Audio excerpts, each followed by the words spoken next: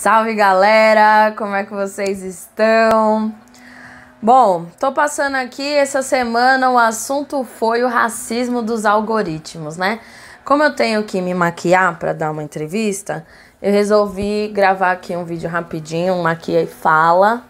Botei essa lapela aqui para ficar o áudio melhor e quero que a gente converse um pouco sobre isso. Pois bem, essa semana a gente viu aí diversos criadores de conteúdo, pessoas profissionais excelentes, trazendo uma discussão que para quem trabalha com essa questão do antirracismo não é muita novidade, né?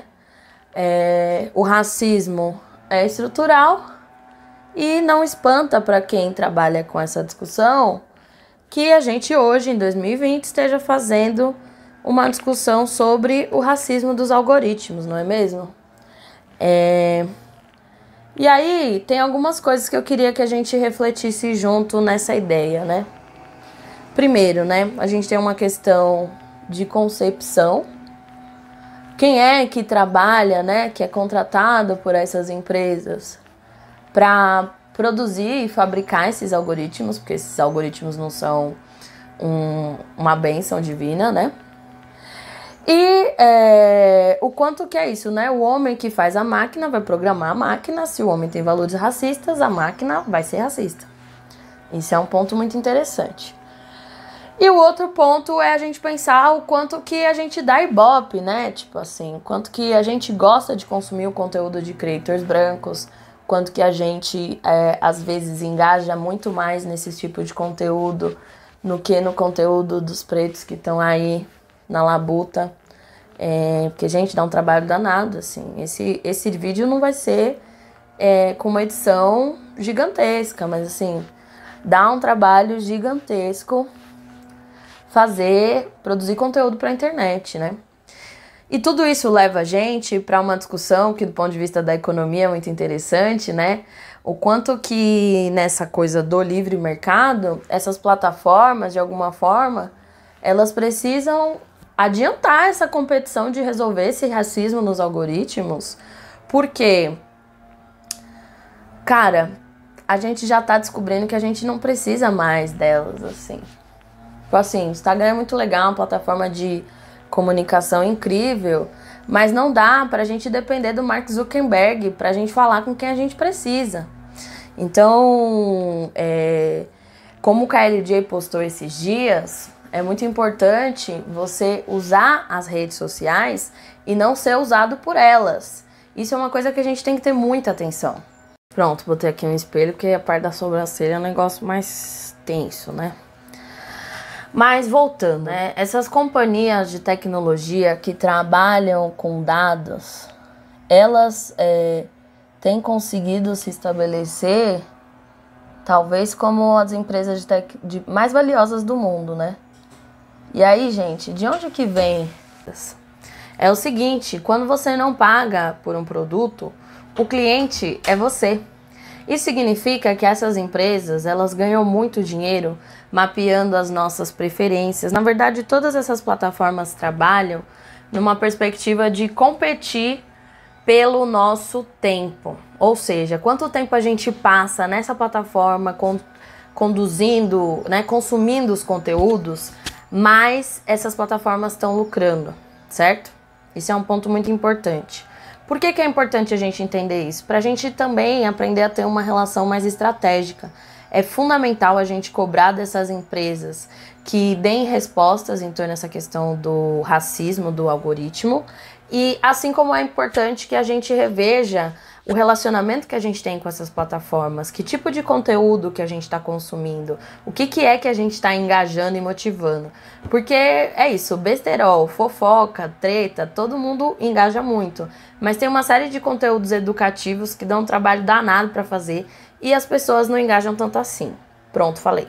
Como é que você não pôs o papel, mas espalha assim na mão, na hora que você passar o pincel, e aí você começa a passar daqui em movimentos circulares, assim, partindo daqui, pra não ficar um olhão de pavão, tá. Mas também...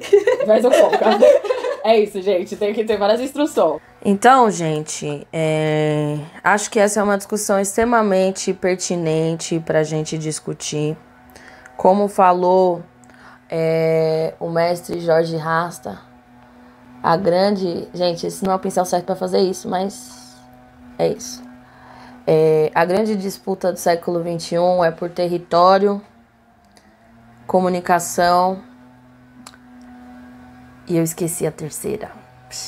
Mas o pilar da comunicação é fundamental para a gente conseguir se engajar nas nossas lutas, né? As redes sociais, elas realmente permitiram da gente construir voz. Quem conseguiu aproveitar essa onda de lives que rolou no começo e agora já está diminuindo, com certeza conseguiu dialogar, aumentar o diálogo. Tipo, hoje a gente consegue trocar ideia com gente que tá nos Estados Unidos, com gente que tá na África, de vários países da África. Fiz uma reunião esses dias com uma mina de Fiji. Então, assim, hoje a tecnologia, ela dá pra gente uma disposição do ponto de vista da disputa que é incrível, e a gente precisa saber usar essas tecnologias. Ao mesmo tempo, temos sim que cobrar de organizações como o Instagram, o Facebook, o Twitter, o TikTok, todas essas redes sociais que revejam essa questão do algoritmo racista, né? E isso passa necessariamente por contratar pessoas negras em posições de tomada de decisão. Não é só programa de trainee que a gente precisa não, rapaziada. A gente precisa de diretores, a gente precisa de coordenadores, a gente precisa das pessoas que estão realmente tomando decisão, porque a gente sabe muito bem qual é esse discurso de marketing antirracista que quer que a gente, enfim, esteja lá cumprindo a cota, mas não está muito afim de promover mudanças estruturais, né? E é por isso, gente, que nesse mês, nesse mês da consciência negra, né? Novembro é o mês da consciência negra, e eu quero muito trazer aqui para No Front um conteúdo pensando sobre a valorização do nosso trabalho, né? Em tempos de internet, de redes sociais, em tempos de desemprego, de precarização do trabalho, como é que a gente consegue manter uma dignidade e valorizar o nosso trabalho, certo? Então, gente, eu tô quase aqui terminando essa make. O editor que lute para editar essa paradinha. Mas é isso, uma coisa basiquinha, bem garota. E é o papo, entendeu? Enquanto você não souber o seu valor, você nunca vai saber determinar o seu preço. Então, vem com a gente que nesse mês de novembro a gente tá pensando bastante coisa. Ixi, ficou muito claro. A gente tá pensando bastante coisa pra gente poder discutir essa questão da precificação dentro da nossa comunidade, porque eu vejo que essa coisa de saber quanto cobrar é uma coisa muito difícil pra gente, né? E assim, não é só o saber quanto cobrar, é também saber administrar isso, entender os seus custos. Então, esse mês, do mês de novembro, a gente vai fazer aí uma grande imersão sobre valorização do nosso trabalho enquanto profissionais que somos. Gente, eu esqueci de passar o pó. Na verdade, essa base que eu tô usando, ela é tão boa que nem sinto necessidade de pó, mas é bom pra dar uma selada,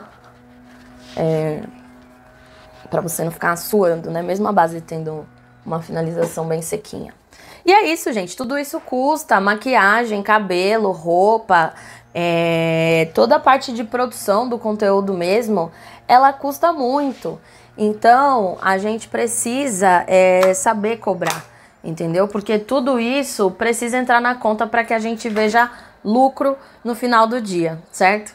Terminei aqui a make, agora eu vou trocar de roupa, botar os brincos e já volto.